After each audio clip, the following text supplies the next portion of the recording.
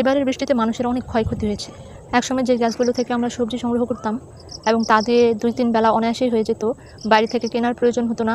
এখন সেই সব গাছগুলো পানির নিচে। এখানে একটা বেগুন গাছ ছিল।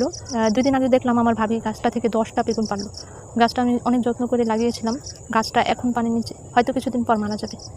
নিজের কষ্টে করা জিনিস ধ্বংস হয়ে যেতে দেখলে আসলে অনেক কষ্ট লাগে। এছাড়াও আমার মায়ের হাতে লাগানো কুমড়ো গাছ, জলপাই গাছ, দুন্দল, চিচিঙ্গা, কাঁকরোল সব গাছ দেখলাম পানির নিচে।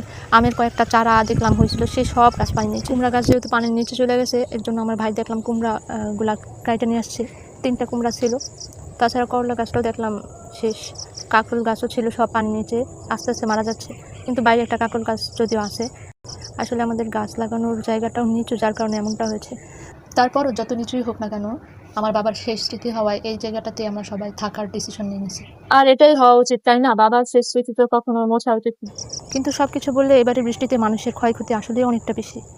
নিজের কষ্টে গড়া জিনিস নষ্ট হয়ে গেলে সবারই আসলে কষ্ট লাগে। আল্লাহ সবাইকে বিপদ থেকে উদ্ধার করুক, এই দোয়াই থাকবে।